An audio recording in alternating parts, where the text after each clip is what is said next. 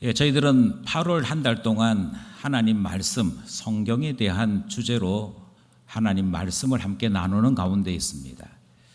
오늘은 설교를 시작하면서 지난 주일 밤에 있었던 한 성도의 문자 이야기로 설교를 시작하고자 합니다. 주일 밤 7시쯤 되었는데요. 어떤 한 분이 저에게 문자를 보냈습니다. 그 문자의 내용은 이렇습니다.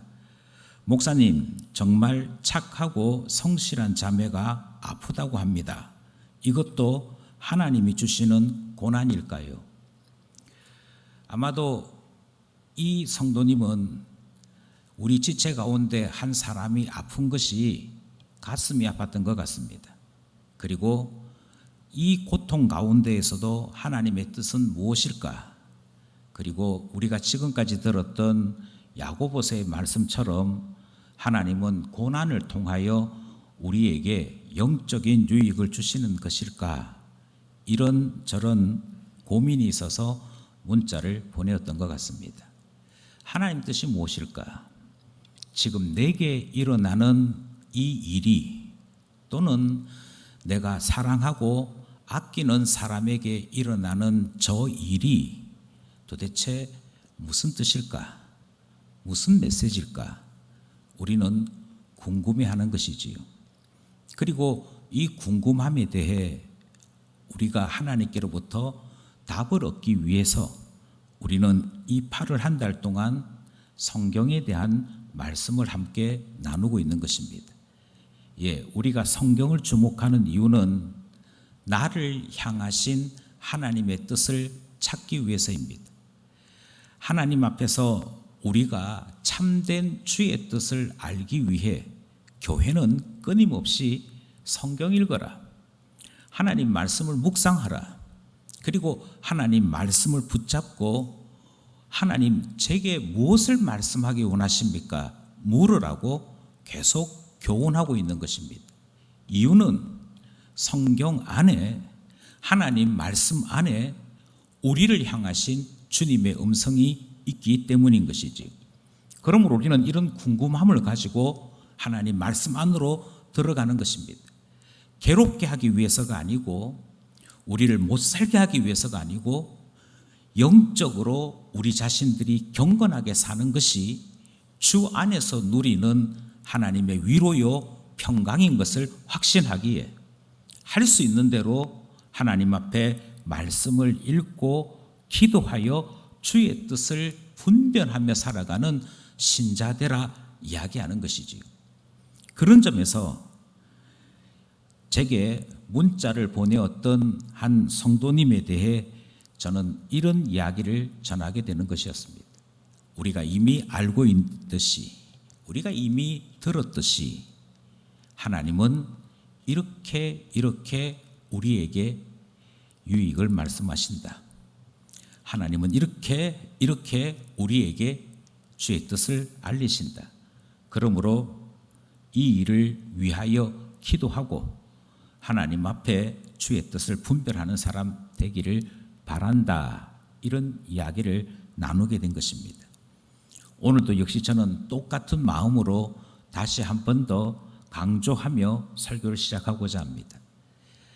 우리가 성경에 대하여 끊임없이 배워야 될 이유는 주님께서 성경을 통하여 내게 말씀하시기 때문이고, 내게 말씀하시는 주의 음성 들을 줄을 알게 될 때 우리는 이 세상 사람들과는 전혀 차원이 다른 하늘의 지혜를 누리며 인생을 살게 되는 줄 믿는 것입니다.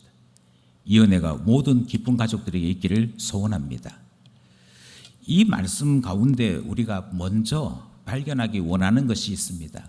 오늘 본문 말씀을 찬찬히 살펴보시면 일은 같은데 평가가 다른 것이 소개되고 있습니다.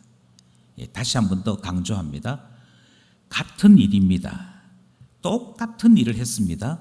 그런데 평가는 다릅니다. 이것이 무엇에 관한 말씀인고 하니 바울의 직분과 모세의 직분을 두고서 소개하고 있는 말씀이지요. 먼저 모세의 직분을 두고 성경이 모세의 직분은 죽은 직분이다. 여기에는 생명이 없는 직분이다 라는 이야기가 등장을 합니다. 그것이 7절 말씀이지요. 7절 말씀을 함께 합독하기 원합니다. 시작. 돌에 써서 새긴 죽게 하는 율법 조문의 직분도 영광이 있어 이스라엘 자손들은 모세의 얼굴에 없어질 영광 때문에도 그 얼굴을 주목하지 못하였거든. 바울 계속해서 뭐라고 이야기하는 거 아니? 고린도 우리 본문에서 모세가 가지고 있는 직분은 죽은 조문에 속해 있는 것이다. 이것은 아무런 가치가 없다 해도 틀림이 없다. 그래서 결국 돌에 쓰여져 있는 조문 정도가 모세가 했던 일이 아니냐, 이 이야기가 등장을 하는 것이죠. 그리고는 모세가 영광을 누렸다고는 하나 없어질 영광이요, 세상 사람들이 그것에 대해서 주목하지 못하도록 했던 것 아니냐 하는 말씀이 7절에 등장하는 것입니다. 반면에 이 모세의 이야기를 전하고 있는 바울은 바울 자신의 직분을 영광된 직분이라 그렇게 소개하는 말씀이 등장합니다.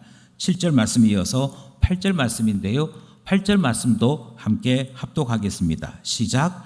하물며 영의 직분은 더욱 영광이 있지 아니하겠느냐.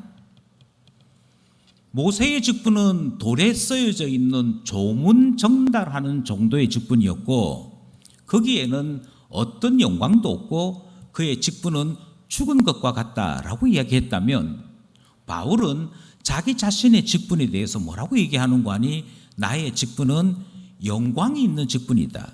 모세에게 영광이 있다면 나의 직분은 더욱 영광이 있다라고 비교하여서 말씀하는 내용을 듣게 되는 것입니다. 이제 정리를 해야겠는데요, 9절에 정리가 등장을 합니다. 9절에 있는 말씀 함께 합독합시다. 시작. 정죄의 직분도 영광이 있은즉 의의 직분은 영광이 더욱 넘치리라. 아멘. 이렇게 얘기합니다. 모세가 한 일을 뭐라고 제일 처음에 소개했는 거 아니? 그냥 돌에다가 조문, 그러니까 언약에 대한 하나하나의 규례를 써서 그것 사람들에게 전달한 것밖에 더 있느냐? 이것을 돌에 써서 조문 새긴 직분, 이렇게 얘기했습니다. 그 반면에 바울 자기 자신의 직분은 뭐라고 얘기하는 거 하니까 그것보다도 훨씬 더 영적인 직분, 이렇게 얘기했습니다. 그리고 정리하기를 모세가 가지고 있었던 직분을 다르게 얘기하면 정죄의 직분이다. 그래서 율법을 따라서 우리가 율법을 알면 알수록 이 율법대로 살았느냐 살지 못했느냐 하는 정죄에 빠질 수밖에 없는 그와 같은 일이 모세가 한 일 아니냐, 그렇게 이야기하면서 따라서 사람을 정죄에 빠뜨리는 정죄의 직분은 영광이 있을 수 없다. 영광이 있다 할지라도 의의 직분, 사람을 의롭게 만들고 구원에 이르도록 만드는 바울과 같은 직분은 더 영광이 있는 것이다. 이렇게 정리를 하는 것이지요. 여기까지 차이에 대한 말씀이 소개되고 있습니다.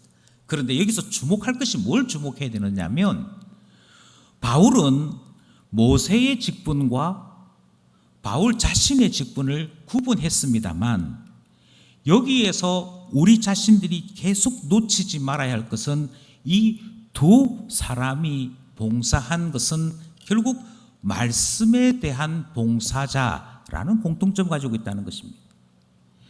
여기에 우리가 주목해야 합니다.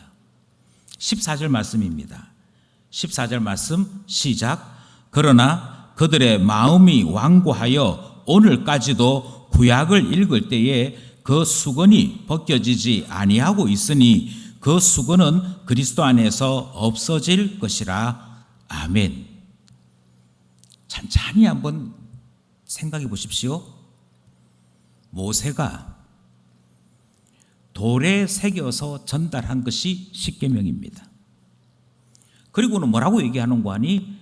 모세가 돌에 새겨서 전달했던 그 십계명을 전달했더니 사람들이 그 십계명 받아들고 정죄에 빠지더라.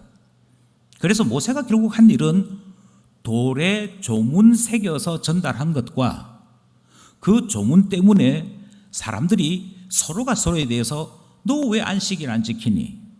너는 왜 남의 재산에 대해서 탐을 내니? 왜 너는 부모를 공경하지 않니? 라고 하는 정죄만 일어나더라 하는 것입니다. 그런데 그 정죄를 만들었던 모세의 글이 무슨 글이냐고 하면 우리가 구약이라고 읽는 성경입니다. 그러니까 다르게 말씀드리면 모세가 모세오경을 기록해서 전달했더니 이 모세오경을 받아든 이스라엘 사람들이 그 모세오경을 읽고는 무엇에 빠졌다라고 얘기하는 거 아니? 정죄에 빠지더라. 그래서 모세가 이 구약을 전달할 때, 이 모세오경을 전달할 때 이 말씀이 계속되는 영광의 말씀이 아닌 것을 나타내기 위해 자기 얼굴의 광채를 수건으로 감쌌다. 수건으로 감싸면서 여러분 이 영광은 영광이 아닙니다. 나의 얼굴을 주목하지 마십시오 했음에도 불구하고 그 얼굴을 감쌌던 수건이 그대로 유대인들에게 남아있어서 성경을 읽고 있는 유대인들마다 마음에 수건 뒤집어 쓴 것 같은 일이 생기더라는 것이지. 그래서 하나님의 귀한 말씀 받아놓고는 정죄에 빠지는 거예요. 하나님의 귀한 말씀 읽어놓고는 정죄하는 거예요. 서로가 서로에 대해서 서로 죽일 듯한 사람으로 살고 있는 것이죠. 그런데도 불구하고 뭐 잘못됐구나. 우리가 하나님 말씀 받아서 기껏 한다는 일이 서로 죽이려고 하는 것 말고는 하는 것이 없구나 하는 것 깨닫지 못하더라는 것입니다. 모세가 한 일이 구약 성경 썼고요. 그 구약 성경을 사람들에게 전달한 일이었습니다. 그런데 바울은 모세의 직분은 정죄의 직분이다. 모세가 한 일은 사람 죽이는 이 일에 그가 글을 썼던 것 외에 한 것이 없다 이렇게 얘기하는 것입니다. 이유가 뭐냐? 이유는 간단한데 그가 하나님의 말씀을 받아서 썼음에도 사람들 마음속에 수건이 쌓여서 그 수건 때문에 성경 말씀을 참으로 이해하지 못하더라. 이렇게 얘기하는 것이죠.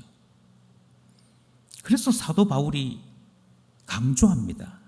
이야기합니다. 여러분, 그 모세가 썼던 성경이 구약인가 아십니까? 우리가 하나님 말씀이라고 여기는 그 말씀인 것을 아십니까?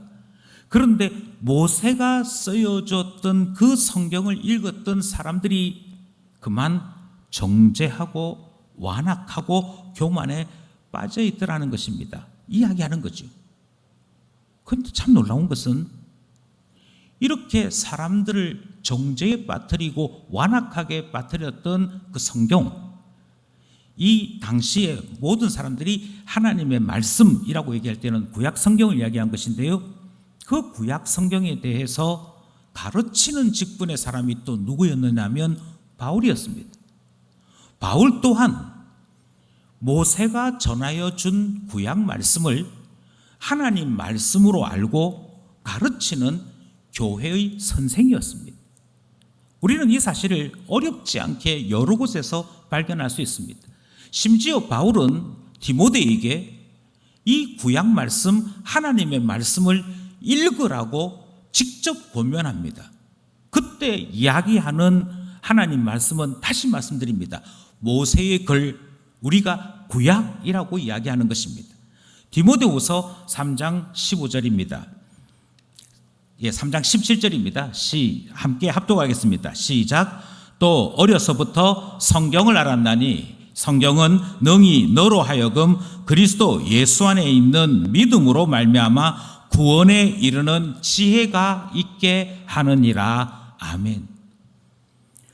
제자 디모데에게, 아들과 같은 디모데에게 뭐라고 권면하느냐 하면, 너 어려서부터 성경 읽었지 않느냐. 예, 다시 말씀드립니다. 이때 어려서부터 읽었던 성경은 구약입니다. 그런데 똑같은 구약을 디모데가 읽었는데, 디모데가 구약을 읽고 난 다음에는 뭐라고 얘기하느냐 하면, 그 성경은 능히 너로 하여금 그리스도 예수 안에 있는 믿음을 일으킨다. 그 성경은 예수 그리스도 안에서 믿음을 일으킬 뿐만 아니라 구원에도 이르게 한다. 이렇게 얘기하는 거예요. 아니 여러분, 똑같은 구약인데요, 똑같은 그 구약을 하나님 말씀이라고 이야기하는데, 모세에게서 배운 사람들은, 모세의 율법 조문을 따라 배운 사람들은 정죄의 사람이 되었고요, 바울에게서 이렇게 성경을 배웠던 사람은 똑같은 구약 성경인데도 불구하고 그리스도 안에 있는 믿음을 배웁니다. 그리스도 안에서 우리 자신들에게 일어나는 구원을 배웁니다. 같다니까요. 성경 가르치는 일은 같은 것입니다. 똑같은 성경 가르칩니다. 분명히 똑같은 일이라니까요. 이것이 우리가 지금 주목할 바입니다.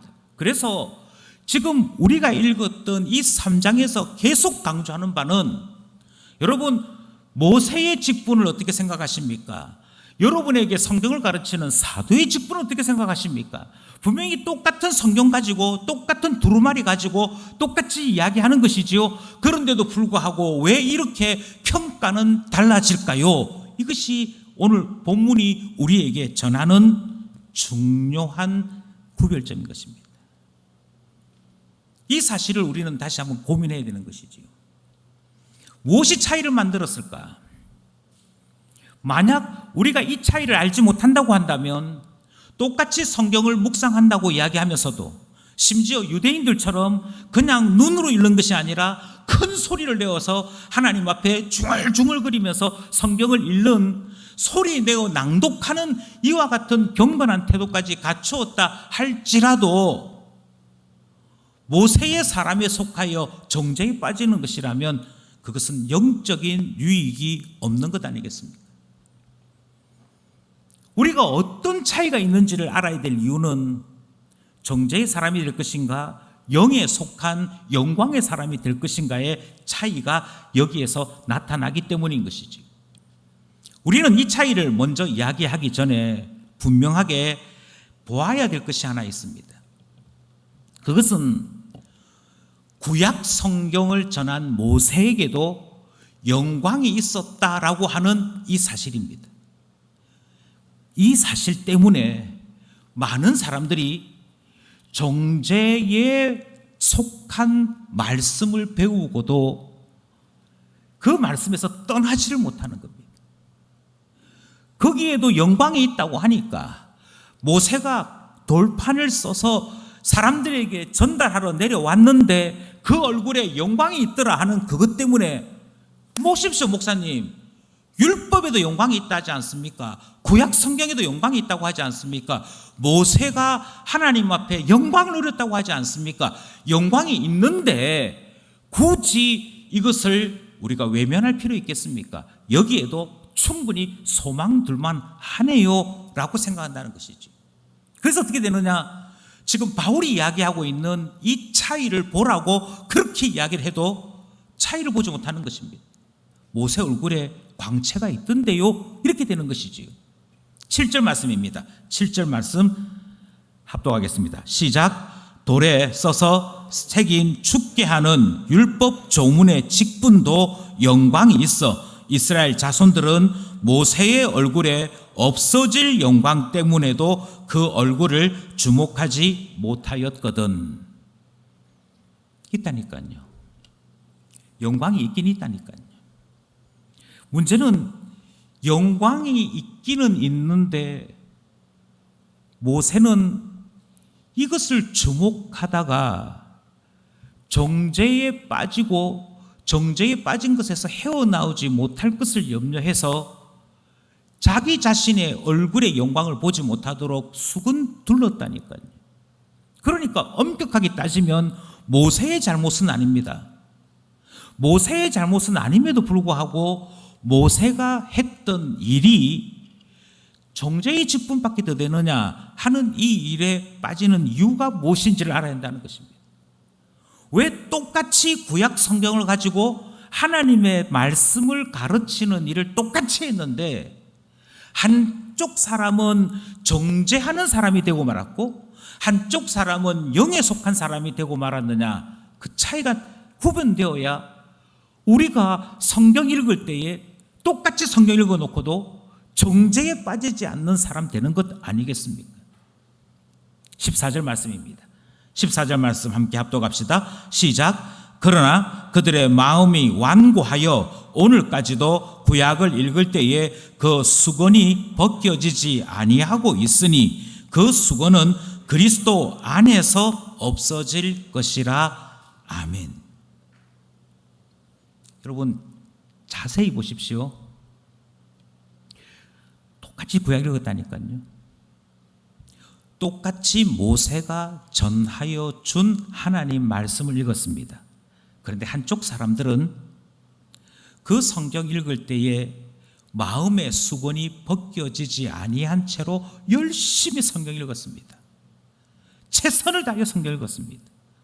하루에 3번 시간을 정해놓고 성경을 펼쳐들고 읽고 기도하는 시간을 가졌더랬습니다.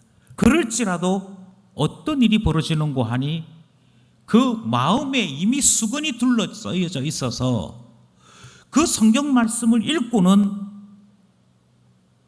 정죄에 빠지는 거예요. 그 성경 읽고는 다른 사람에 대하여 신문하고 재판장이 되고 그리고는 자기 자신이 의롭다라고 생각하는 스스로의 걸림돌에 넘어지는 것 말고는 하지 못하게 되더라는 것입니다. 이것이 지금 우리가 주목하는 바입니다. 예, 영광이 있더라. 거기에도 유익이 있더라. 거기에도 나름대로 가치가 있더라. 그래서 그것만이 전부인 줄 알고 그것만이 우리가 취해야 될 모든 것인 줄 알고 거기에 빠져서는 헤어나오지 못하게 될 때 결국 그들이 어떤 사람 되고 마느냐, 귀하디 귀한 하나님 말씀 읽어놓고는 영적인 자유, 영적인 구원, 하나님과 함께하는 변화된 모습들, 이런 것들은 꿈도 꾸지 못하고 여전히 그들의 삶 속에는 죄의 삶이 쌓여만 가는 것입니다. 그래서 성경을 읽었는데 도리어 더 정죄의 사람이 되고 마는 것이죠. 성경을 읽었는데 도리어 더 분열의 사람이 되고 마는 것이지. 그런데 반대편의 사람이 있더라는 것입니다. 반대편의 사람들은 어떤 사람들인고 하니 그리스도께서 그 마음에 있는 수건을 벗겨주셔서 아무 거리낌도 없고 그들을 가로막는 그 어떤 것도 없이 자유한 상태로 하나님 말씀을 순전하게 읽을 줄 아는 사람이 생기게 되더라는 것이지요. 이게 차이입니다. 이 차이를 이해하시고 이 말씀 안으로 들어오셔야 되는 것이지요. 이 차이가 보이지 않으면 우리는 늘 똑같은 이야기합니다. 그리고 늘 똑같은 함정에 빠지는 것이죠. 큐티 하셨습니까? 예, 했습니다. 오늘 본문이 뭐라고 말씀하시던가요? 기드온이 참 나쁜 놈이 돼요. 예, 그래서 어떻게 하겠습니까? 기드온처럼 안 해야겠습니다.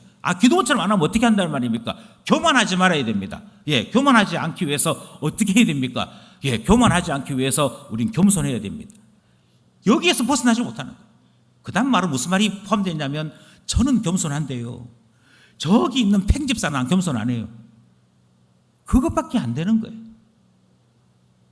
이것밖에 되지 않는데 우리 자신들이 하나님 말씀 앞에서 우리가 좀 더 모세에 속한 사람이 아니라 바울에 속해 있는 영적인 사람으로 어떻게 살 것인지 그것이 보이지 않으면 우린 여전히 경건한 생활을 한다고 하고서는 정죄하게 된다니까요. 그러면 무엇이 모세의 사람과 바울의 사람의 차이를 만들었는가? 16절에는 주의 영이라고 말씀하고 있습니다.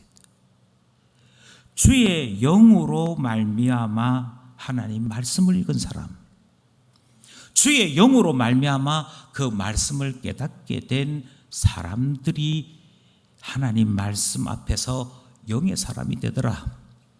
그 마음의 수건이 벗겨진 사람 되더라. 이 사실을 우리에게 소개하고 있는 것이지요. 16절, 17절 말씀입니다. 함께 합독하겠습니다. 시작. 그러나 언제든지 주께로 돌아가면 그 수건이 벗겨지리라. 주는 영이시니 주의 영이 계신 곳에는 자유가 있느니라. 아멘. 차이가 있대요. 성경 말씀을 대합니다. 성경 말씀을 대하면서 내가 가지고 있는 지식, 내가 가지고 있는 이성적인 것으로 하나님 말씀을 읽기 시작한다면 결과는 뻔합니다. 모세의 사람 될 수밖에 없습니다. 그 말씀 가지고 성경 안에 있는 사람을 정죄하든 내가 만나본 사람들을 정죄하든 정죄 외에는 할 것이 없는 사람 되고 마는 것입니다. 그런데 참 신기하게도 주의 영이 임하고 나면 주의 영이 우리에게서 그 수건을 벗겨내기 시작합니다. 그 수건을 벗겨내기 시작하면 제일 먼저 보이는 것이 무엇이 보이느냐면 그리스도가 보입니다. 예수 그리스도가 보이고요. 예수 그리스도가 보일 뿐 아니라 그 예수 그리스도 안에서 나 자신이 어떤 사람 되어야 할 것인지가 나타나게 되는 것이죠. 그래서 성경은 계속 이야기하는 것입니다.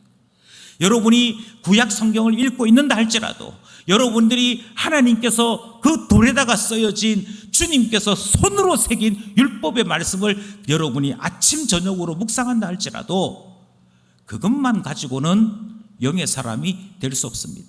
그것만 가지고는 하나님 앞에 구원받은 사람 될 수 없습니다.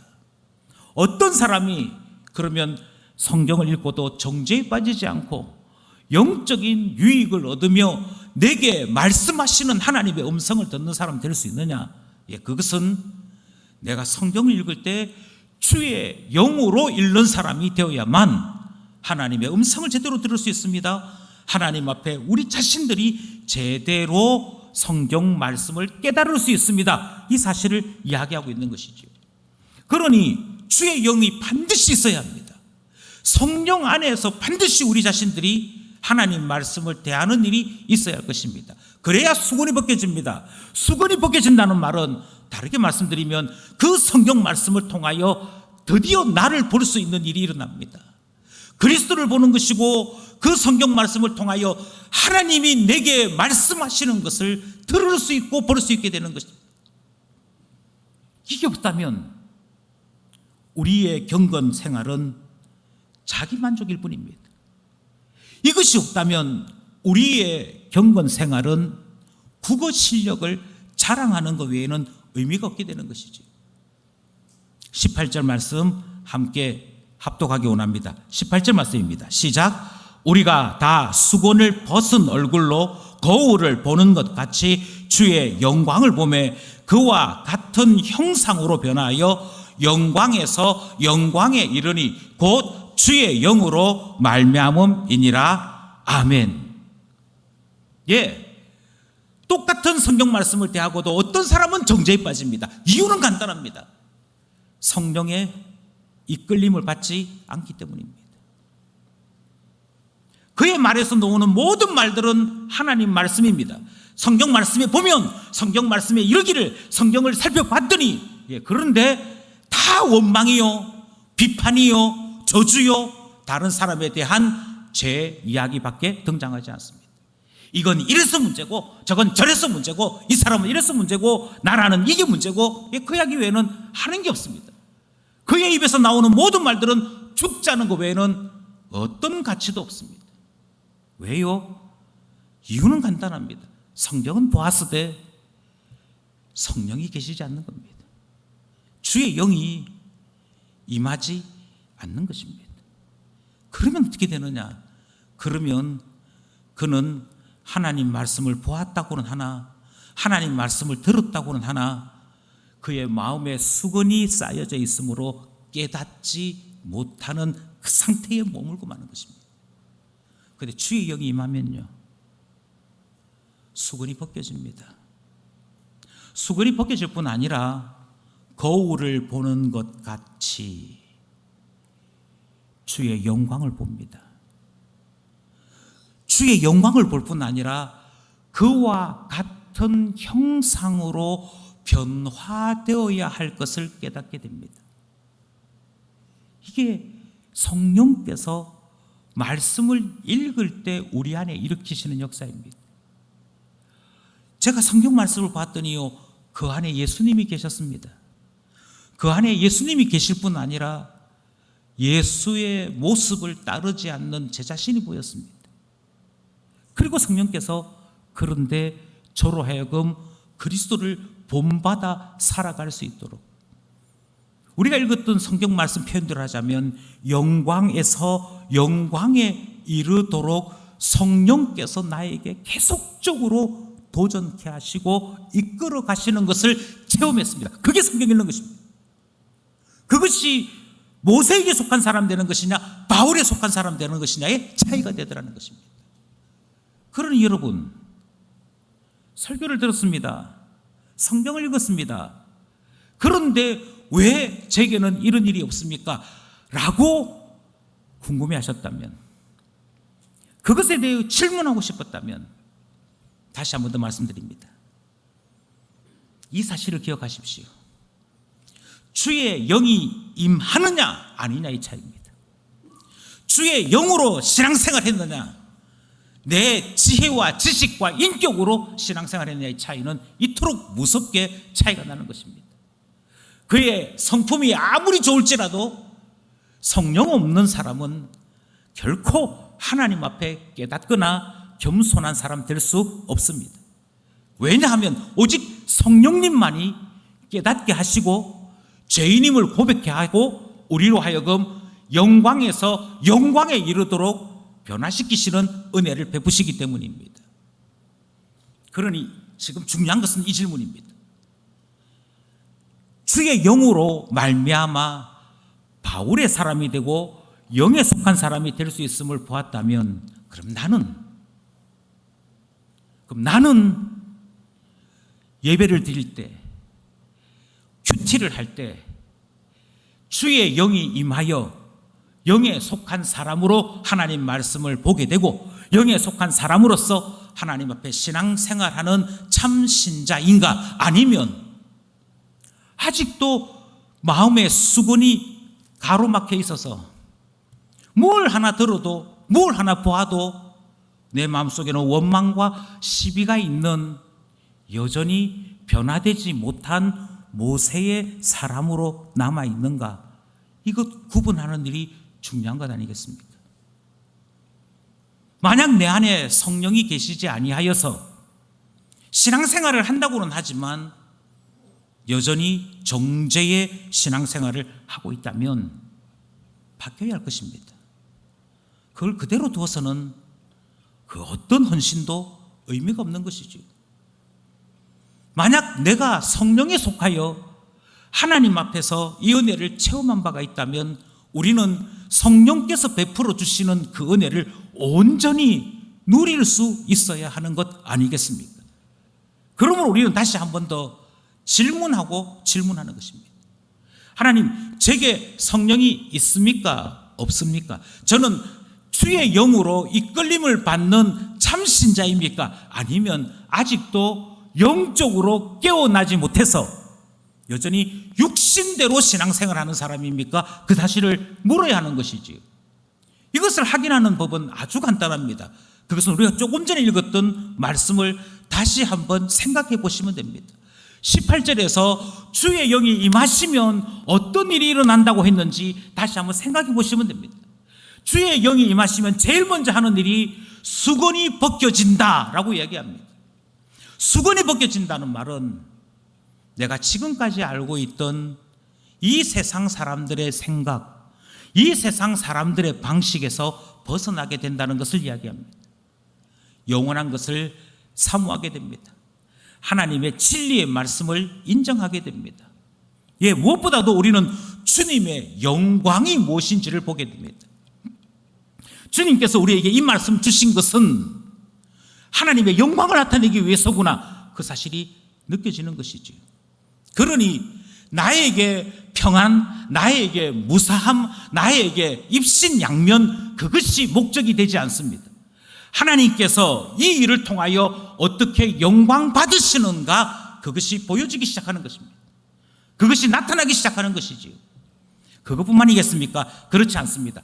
우리가 18절 말씀을 보았더니 주님의 영광, 주님이 보이기 시작한 그 다음에 그 주님의 놀라운 모습을 이제 나의 형상으로 바꾸어야 될 것들이 느껴진다고 얘기합니다. 전에는 내가 뭐 잘못했노? 이게 모든 행동의 기준입니다. 잘못한 게 없으면 당당하게 얘기합니다. 그런데 신자가 되고 나면, 성령에 사로잡힌 사람 되고 나면 내가 뭐 잘못했노가 아니라 주님께 내 자신의 모습이 합당한가 아닌가가 기준이 됩니다. 잘못했냐 아니냐 하는 그 수준이 아니고요, 하나님께 영광이 되었느냐 아닌가, 이것이 덕이 되는 일인가 아닌가, 이것이 하나님 앞에 성도로서 누려야 될 소망의 모습인가 아닌가, 여기에 관심이 가게 되는 것이죠. 이것을 우리가 읽었던 본문 표현대로 하자면 영광스러운 그리스도가 보이기 시작할 뿐 아니라 우리 자신도 그와 같은 형상으로 바뀌어져야 될 것들이 자꾸 깨달아지기 시작하는 겁니다. 저 사람이 문제가 아니고 내가 문제구나, 그게 보여진다고요. 그 발견이 어느 때만 가능하느냐, 다시 말씀드립니다. 성령께서 말씀 속에서 깨닫게 해주실 때, 주님이 나를 정금같이 만드시고자 이렇게 하시는구나, 주님께서 나에게 변화된 성도 되라고, 그리스도 닮은 사람 되라고 이렇게 역사하시는구나, 그게 보여지기 시작하는 것이고요. 그게 보여지면 영광에서 영광으로 바뀌는 일들이 일어납니다. 주 성령을 따라 나 자신이 영적인 사람이 되는 일이 일어나는 것이지요. 이 모든 일이 어떻게 가능하냐, 이 모든 과정들이 어떻게 시작되고 어떻게 진행이 되느냐, 성경은 계속 말합니다. 오직 주의 영으로, 오직 주의 성령이 임하실 때 가능하다라고 우리에게 말씀하고 있는 것이죠. 그렇다면 여러분, 나 자신을 살펴보면 되지 않겠습니까? 나 자신을 지켜보면 되지 않겠습니까? 주의 말씀을 대하면서 너 기도원 보면서 느낀 적 없니? 기도원 보면서 느낀 것은 교만하면 안 되겠습니다. 그래? 그럼 주님이 뭘 원하시는 것 같아? 주님은 보리떡 같은 한 사람을 높여주셔서 주의 영광을 그 사람의 영광으로 씌워주셨습니다. 그래서 뭘 느꼈냐니까. 그런데 그 기도원을 살펴보니 주께서 나를 그렇게 만드신 것이 보였습니다. 저도 보리떡 같은 존재였는데 주님께서 어느 날 높여주셨고 주의 영광 가운데 아름답게 해주셨습니다. 그래서 더욱더 하나님 앞에 깨닫습니다. 주의 은혜로 여기까지 왔는데 주님 때문에 나 자신이 이 영광 누리게 된 것인데 조금이라도 하나님께서 하신 일을 내가 한 것처럼 말하지 않아야겠음을 깨닫습니다. 제게도 제 자신을 자랑하고 싶은 마음이 늘 꿈틀꿈틀거리는데 기도원처럼 될 수 있구나 경고를 받습니다. 그래서 오늘 본문 말씀을 보니까 유명해지고 싶은, 자랑하고 싶은 제 자신에 대해 하나님이 경고하는 음성을 듣습니다 하는 것이 성령 안에서 묵상하는 것 아니겠습니까? 그리스도가 보여야 합니다. 나에게 의를 베푸시고 구원을 베푸시는 그리스도가 보여야 합니다. 나 자신이 보여야 합니다. 나 자신이 보여서 예수 따라가야 할 것이 보여야 합니다. 그리고 그것을 이루어내시는, 영광에서 영광으로 이끌어 주시는 우리 성령님의 놀라운 인도하심이 나타나게 될 때 그 사람이 바로 영에 속한 사람으로 살고 있는 것이지요. 그러므로 저는 분명하게 말씀드립니다. 우리 안에 주의 영이 있다면, 우리 안에 주님의 역사가 있다면 하나님의 말씀대로 이루어지는 일들이 있는 줄 믿습니다. 그것이 하나님 안에 살아가는 모든 사람들이 경험하는 바이기에 주의 영 가운데 살아가는 우리 모두가 되기를 소원하는 것이지요. 저는 어떤 아버지 한 분의 간증을 듣게 되었습니다. 이 아버지에게는 아픈 딸이 하나 있습니다. 그런데 그 아픈 딸이 크게 아픈 것은 아닙니다. 크게 아픈 것은 아니고 오히려 아버지 자신이 겪었던 고통에 비하면 비교할 수 없을 만큼 가벼운 것입니다. 그런데 제게 와서 뭐라고 얘기하는 거 아니? 목사님, 60이 되어서야 하나님 사랑이 무엇인지 깨닫게 되었습니다. 60이 넘어서야 그 아들을 우리에게 주신 하나님 사랑이 무엇인지 깊이 깨닫게 되었습니다. 딸이 아프다는 그것 하나만 가지고도 아버지로서 마음이 저리는데, 그리고 그 일을 경험하면서 나 자신에게 어떤 중환병이 생겨도 그거는 견뎌낼 수 있겠는데, 자녀가 아프다는 것 하나에 얼마나 마음이 아픈지, 얼마나 마음이 쓰이는지 이것 때문에 고민하게 되고 근심하게 되는데, 하나님은 우리를 구원하시기 위해 독생자를 주셨습니다. 전에는 모릅니다. 전에는 모릅니다. 경험하고 체험하고 똑같은 일을 당하고도 어떤 사람들은 원망할 수 있습니다. 어떤 사람들은 이 일에 대해서 따지고 들을 수도 있습니다. 그런데 성령이 임하시면요, 거기서 그리스도가 보입니다. 하나님이 보여요. 나는 이만한 이야기에도 가슴이 아픈데 하나님은 죄인인 우리를 위해 어떻게 아들을 주실 생각을 하셨을까? 하나님은 어떻게 우리를 위하여 우리에게 얼마나 무능하고 무책임함이 있는 줄 아시면서도 그런 우리 구원하시고자 자기 아들을 주실 그 일을 하셨을까? 그게 깨달아지는 것이지. 그게 느껴지는 것이지. 그리고 하나님 앞에서 우리 자신들이 다시 한 번 더 성령으로 말미암아, 예, 주님 무엇 말씀하시는지 알겠습니다. 주님이 저에게 무엇 가르치시는지 알겠습니다. 성령 안에 있고 보니 하나님께서 하나님을 보게 하시고 하나님 따라 살게 하시는 것 깨닫게 됩니다 하는 것이 내게 말씀하시는 하나님을 체험하는 성도들의 모습이 되는 것이지. 그러므로 소원합니다. 하나님은 내게 말씀하시는 하나님이십니다. 내게 말씀하시는 하나님이심을 믿는 모든 신자들은 성령 안에 속하여 그리스도를 보고 변화하여 영광에서 영광에 이르는 은혜 있기를 하나님 앞에 간구하는 것입니다.